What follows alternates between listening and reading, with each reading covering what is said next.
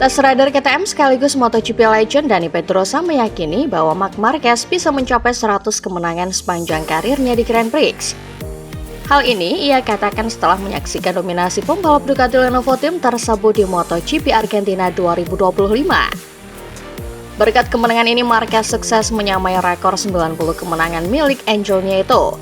Dengan rincian 64 kemenangan di MotoGP, 16 kemenangan di Moto2, dan 10 kemenangan di GP125. Sebagai catatan, Marquez meraih kemenangan perdananya dalam GP125 Italia 2010 di sirkuit Mugello. Saat ini, Giacomo Agostini masih menggenggam kemenangan terbanyak dalam sejarah Grand Prix dengan 122 kemenangan, yakni 68 di GP500 dan 54 di GP350. Di belakangnya terdapat Valentino Rossi yang meraup 115 kemenangan, yakni 89 di MotoGP atau GP500, 14 di GP250, dan 12 di GP125.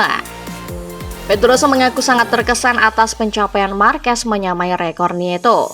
Terlebih karena Marquez memenangi balapan utama MotoGP Argentina dengan strategi yang mirip dengan yang biasa dilakukan Nieto, yakni membuntuti rivalnya selama mungkin sebelum menyerang pada lap-lap terakhir.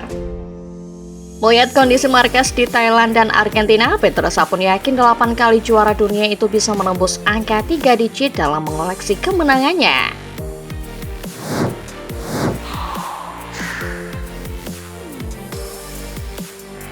Meski merupakan manajer tim pabrikan Ducati, Tardozzi puas melihat 5 dari 6 pembalap Ducati Corse menguasai 5 besar balapan utama MotoGP Argentina.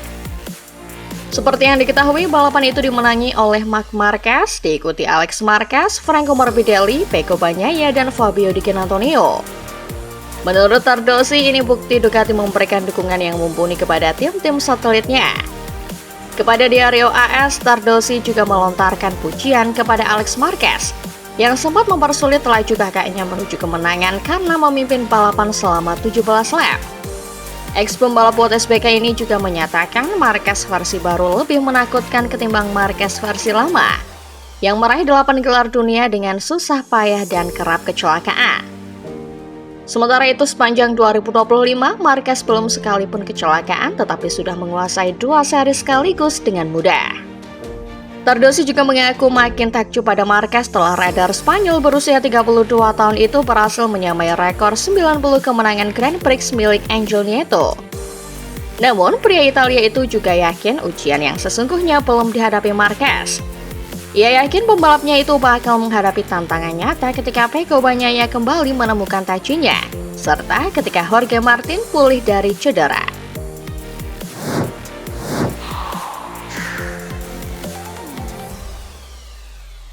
Memiliki sosok juara dunia 8 kali dan calon legenda MotoGP seperti Marc Marquez sebagai rekan setim jelas menjadi hal yang menantang bagi Francesco Bagnaia.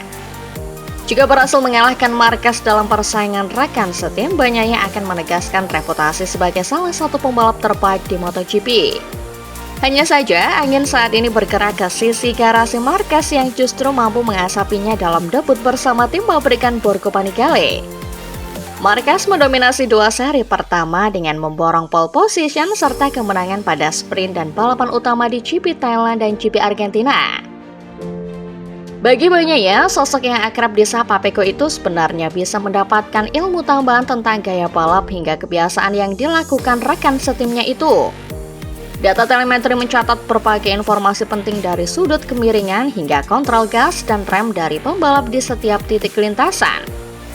Namun, benarkah mengikuti semua data Marquez bisa menjamin ikut sukses? Jawabannya belum tentu. Pendapat itu disampaikan oleh salah satu pengamat MotoGP, Oscar Haro, kepada Paddock TV. Mantan Direktur Olahraga LCR Honda itu menilai bahwa mengikuti data Marquez belum bisa menjamin hasil yang sama.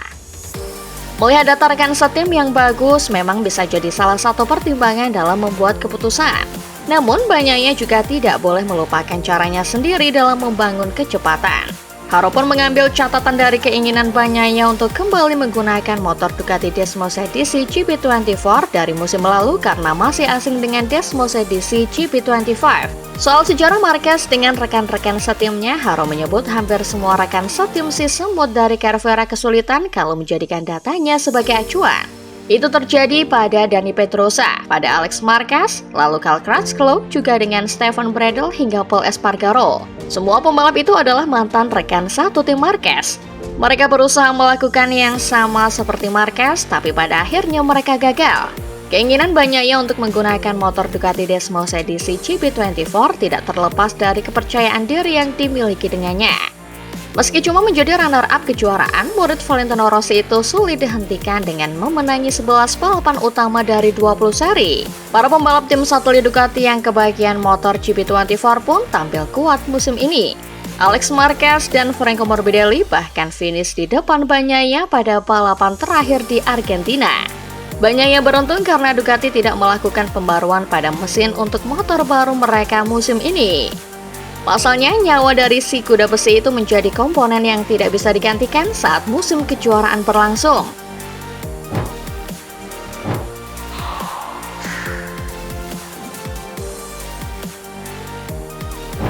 Nasib malang harus dialami Jorge Martin di awal musim MotoGP 2025. Dia harus absen cukup lama karena alami kecelakaan horor di tes pramusim MotoGP 2025 dan juga saat jalani latihan mandiri jelang dimulainya balapan musim ini. Akibat kecelakaan itu, Jorge Martin tak bisa jalani balapan di 2 seri awal MotoGP 2025. Pembalap Aprilia Racing itu absen di MotoGP Thailand dan Argentina 2025. Martin juga dipastikan masih absen balapan di seri ketiga musim ini, yakni MotoGP Amerika Serikat 2025. Balapan itu akan berlangsung di Circuit of Americas pada 28 hingga 30 Maret. Lantas, kapan Jorge Martin bakal comeback ke MotoGP?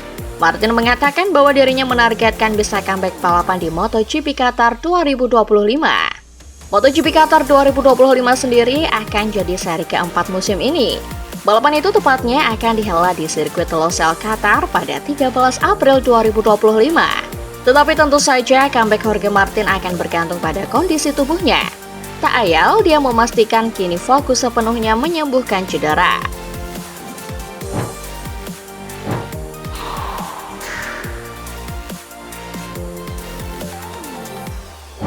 Sang juara bertahan MotoGP hanya mampu menyelesaikan 1 hari penuh pengujian dengan motor barunya RSGP sejak penandatanganan kontrak, yaitu pada tes pasca musim di Barcelona.